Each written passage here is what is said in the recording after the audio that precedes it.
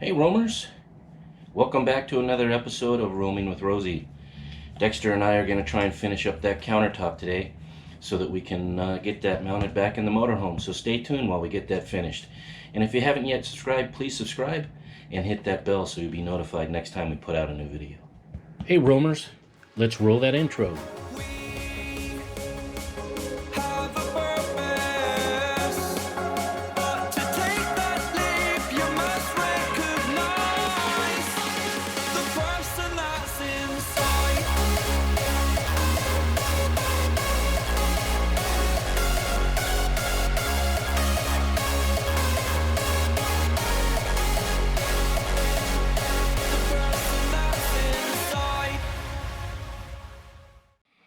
We're going to change out the countertop, the sink, the faucet.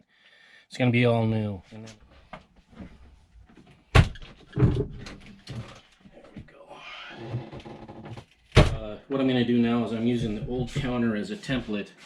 I'm going to draw that out. As you can see, I ran all my strips on the bottom to be able to create my bullnose for the countertop. I've applied 3 coats on the countertop of the natural gray.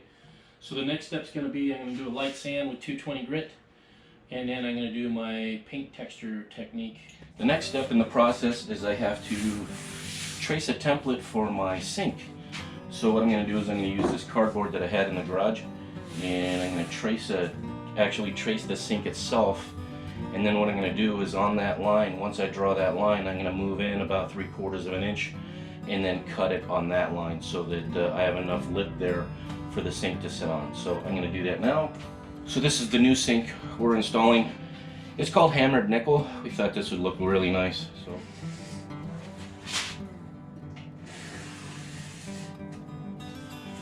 well, I got my template drawn out.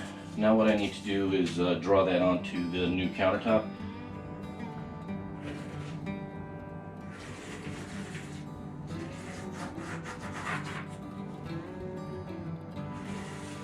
So the next step is I'm going to drill a hole, and then I'm going to cut this out with my jigsaw, and then that'll give me the hole I need for my sink to sit in.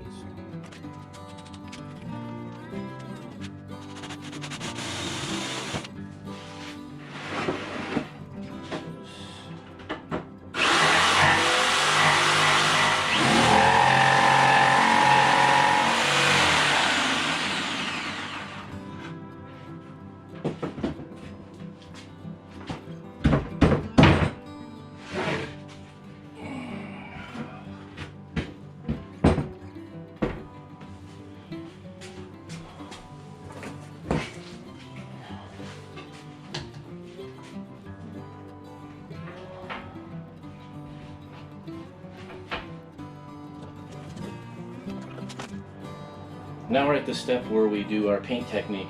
I got these texture paints. They're Rust-Oleum texture paints. I got these at Home Depot. And the colors I'm using, this is called Mineral Brown. And this one's called Sienna. And then this one is called Bleached White. So what I'm going to do with those is I'm going to shoot them on here. But I'm going to leave it kind of sparse because I want it to be speckled so it looks more kind of like granite or style stone. I don't want to cover the complete thing, then you won't see the natural gray underneath. So we just want to create some speckles and some variation in colors. And then once we do that, I'll let it dry, and then I'm going to do my float coat of my epoxy over top of it, and that's what's going to bring the color out and make it look kind of like granite, where it's kind of glossy and real clear looking. So that's going to be this step. So I'm just, at this point, I'm going to start with the dark brown color, then I'm going to follow up with the bleached stone, and then last I'm going to do the sienna. So that's the next step here, so we're going to go ahead and get that started. So I'm using the step stool so that I can get high enough away. Otherwise I'll get too much on here, so I want to be about 16 inches above to give it a nice speckle. Otherwise, if I'm too low, I'm going to get way too much material, and I don't want that. So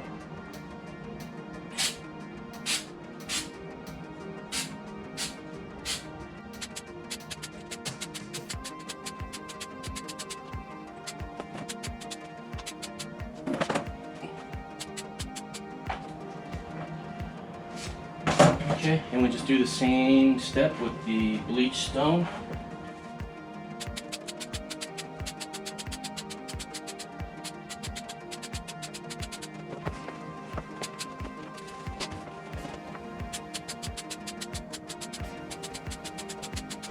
Okay, so that looks really good.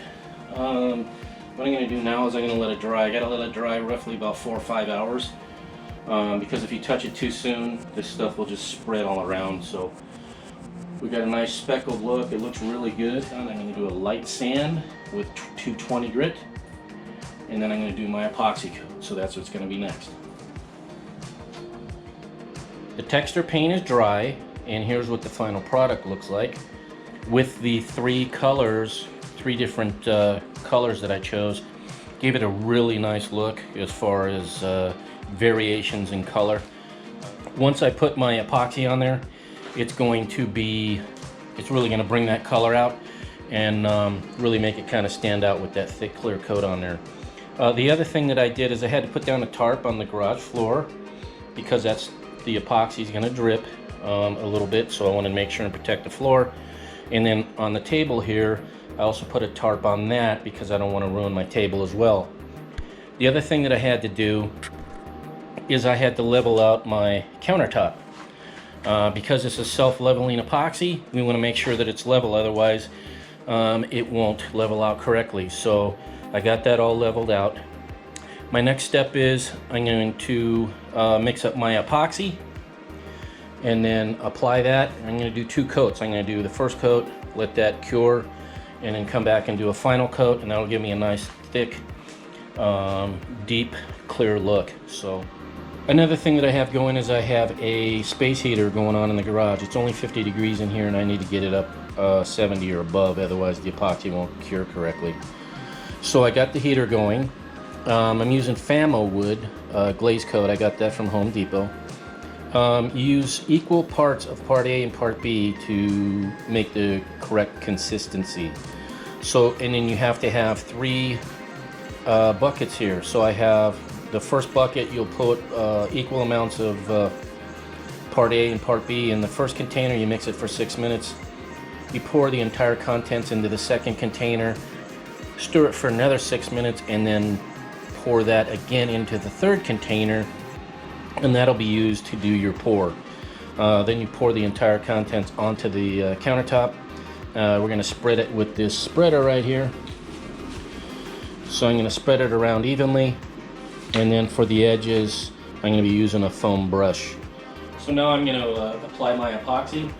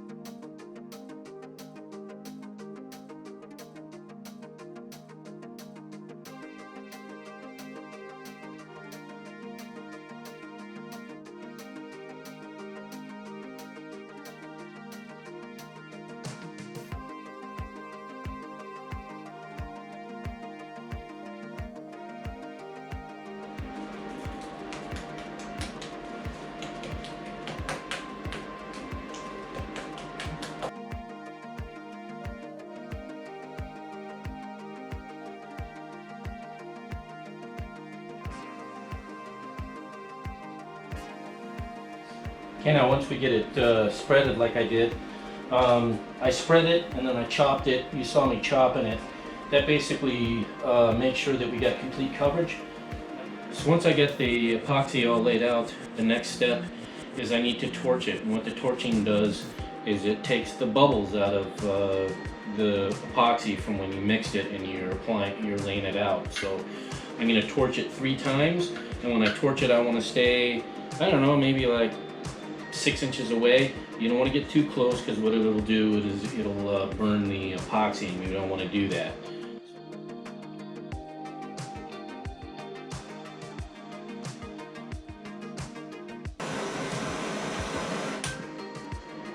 Now that I got that all torched, this has to cure for 24 hours, so I'm going to show you the installation on next week's video.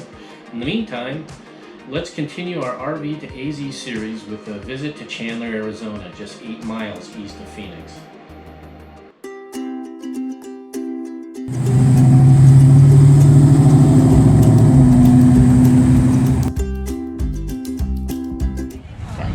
We're here at the Chandler Farmers Market, and this is Audra, and she is the AZ Queen Bee, and you rescue bees, remove bees, and tell us about what you do. Sure. When a colony moves into someone's home or business, I go in and I collect them. I use a really gentle vacuum and a lot of patience, and I just kind of crack open the hive. If they're living down in a valve box or if they're in a tree, I just vacuum them up very patiently, and then I bring them back to one of my 5 apiaries is what we call it. It's a place where we keep our bees, but that's like the technical term.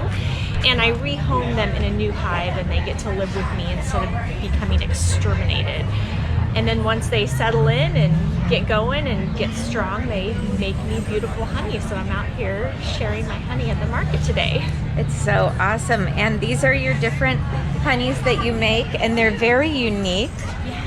Tell me about them. This one's just straight from my beehives. I don't heat my honey, I don't filter it. I also make a cinnamon infused honey, so I add the cinnamon into the honey. It's my most popular every single event. And then after that, everything else is a creamed honey. It's very, very European.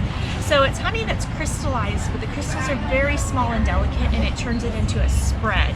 Oh, okay. So this is the original honey, just creamed. A lot of people ask me, is there dairy in this? No, nothing to do with dairy. It's all about the crystallization process. Oh, okay. And then I add organic dried lemon or pumpkin pie spices or blueberry or strawberry. And it's kind of like a jam or jelly replacement. They're just beautiful. They're delicious. Can I taste a few of them? Yes. Awesome. So lemon is my personal favorite. I have beautiful rave reviews on Facebook for my lemon honey.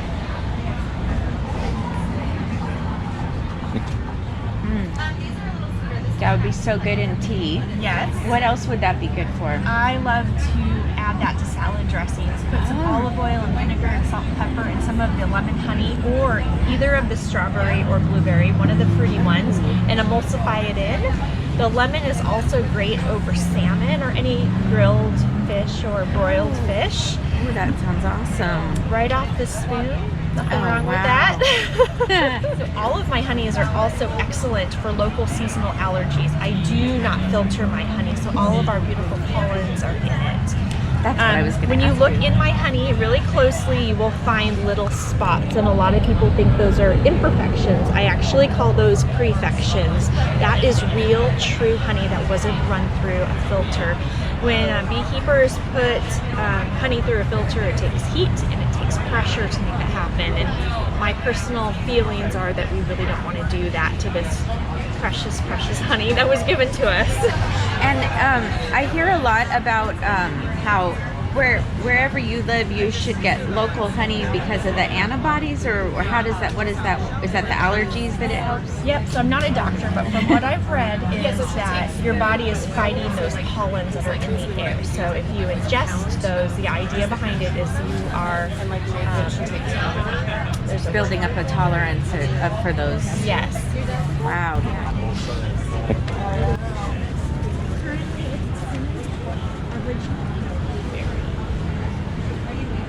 No, I'm just perusing.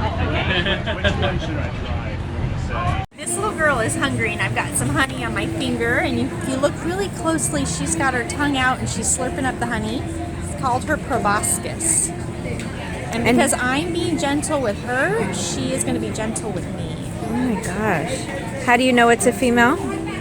By the shape of her body. Oh. The boys are bulkier, beefier looking. That's a good word. Why DNA chocolate? What is that? Her name is Danae, so she just did that. Okay. But all of our chocolate, we get all of our beans from a farmer in Belize, and then we make all the chocolate. So it's all organic. Yeah, so it's just the cacao. These are the wafers. You can melt one of these wafers in like a 12-ounce cup of milk or almond milk, whatever you like. You can customize it however you like. You should try this one. Okay. You might like I used to, but And that's the cocoa bean right there. Oh right? yeah, this is a pod. Comes from the tree. Yep. Oh, that's way different. Isn't it? Can't you taste like a fruity flavor? Yeah, but also it melts. Yeah. So I think a lot of what I get is probably not very much chocolate. No, yeah, this is 70% straight up Wow. with cocoa butter from the bean. Everything is from the bean. And this is actually our farmer on the inside too, and all his information. He's really awesome. Oh. So is he in Belize? Yeah.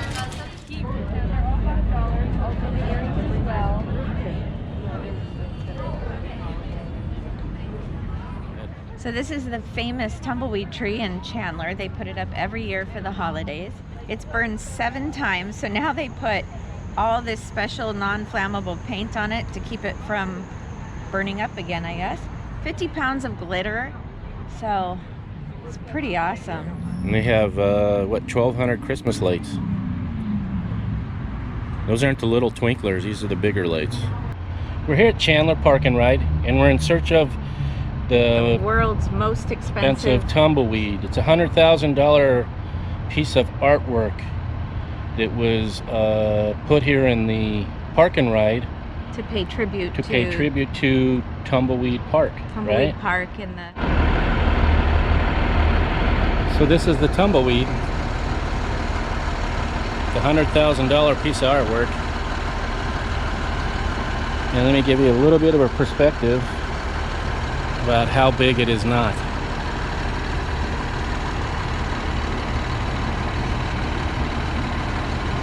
That's not doing anything. I don't know what that is. It's supposed to be a pterodactyl or something. Not very big. That's 100 grand. I have an electrical cord in my garage. It's orange. All I'd have to do is spray paint it silver and it'll look exactly the same as that. It's otherwise known as a hairball. Or the rat's nest. Isn't that nice? But to be fair, the $100,000 also included this beautiful wall and these plants that goes around it. Okay. Barnabas.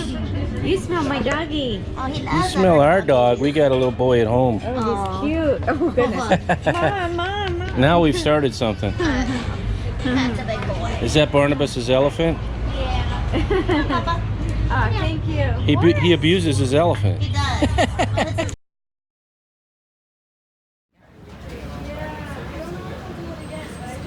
Santan Brewery is really known for their Mr. Pineapple beer.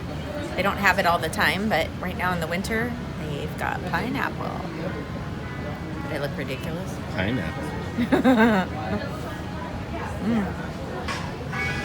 In the lowly roll, the lowly roller. The lowly rolling rolling coley. Like the lone tumbleweed moving gently across its dry, desolate landscape. Okay. I'm not going to remember that. Yeah.